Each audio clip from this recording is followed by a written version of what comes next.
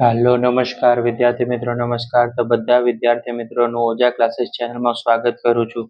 હજુ સુધી channel subscribe ના કરી તો સબસ્ક્રાઇબ કરી લેજો. આજનો વિડીયો છે તે ધોરણ 6 માં સંસ્કૃતની સ્વાધ્યાય પોથી પ્રકરણ નંબર 4 છે જે સંખ્યા છે તેનો વિડીયો છે.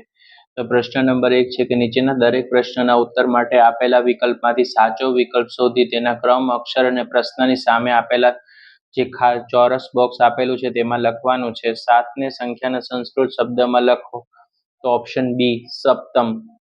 2 સંખ્યાને સંસ્કૃત શબ્દમાં લખો એ દ્રે એટલે ઓપ્શન એ આવશે.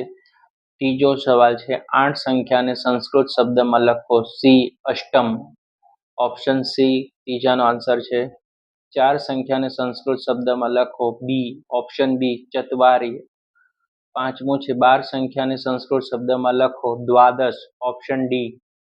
છઠ્ઠો સવાલ છે ત્રેણી શબ્દને સંસ્કૃત અંકમાં લખો ઓપ્શન એ. પ્રશ્ન નંબર 7 એકાદશ શબ્દને સંસ્કૃતમાં લખો એકાદશ એટલે 11 થશે ઓપ્શન નંબર ડી. રાઈટ. એકમ શબ્દને સંસ્કૃત અંકમાં લખો ઓપ્શન ડી. આઠમાનો જવાબ આવશે ઓપ્શન ડી. નવમું પંચ શબ્દને સંસ્કૃત અંકમાં લખો option B. Option B right answer આવશે એનો. 10મું છે 9 શબ્દને સંસ્કૃત અંકમાં લખો તો ઓપ્શન સી 9.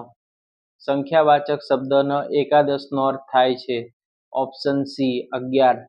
સંખ્યાવાચક શબ્દ ષષ્ઠનો અર્થ ખાલી જગ્યા થાય છે ષષ્ઠ એટલે 6 તો ઓપ્શન એ આવશે 12માં.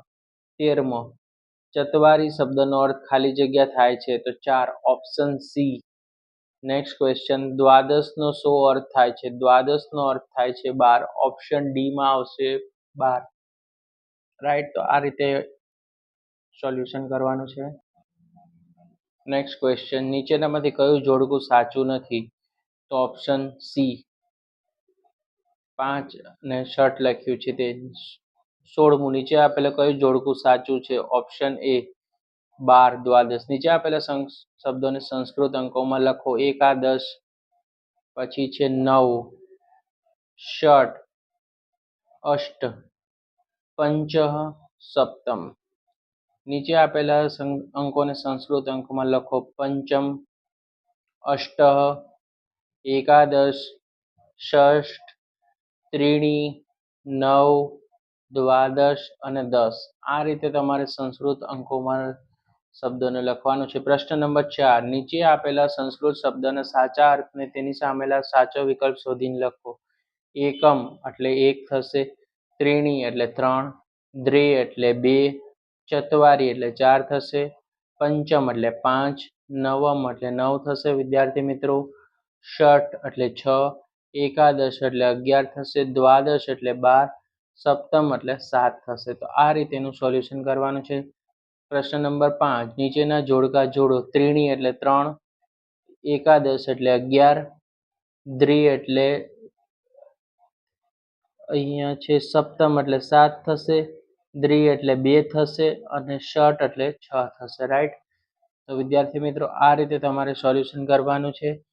આવા જ યુઝફુલ વિડીયો જોવા માટે ચેનલને સબસ્ક્રાઇબ કરી લેજો, ચેનલ સાથે જોડાયેલા રહેજો. Thanks for watching. નેક્સ્ટ વિડીયોમાં આપણે મળીશું. વિડીયોને લાઇક શેર અને સબસ્ક્રાઇબ કરવાનું ભૂલતા નહીં.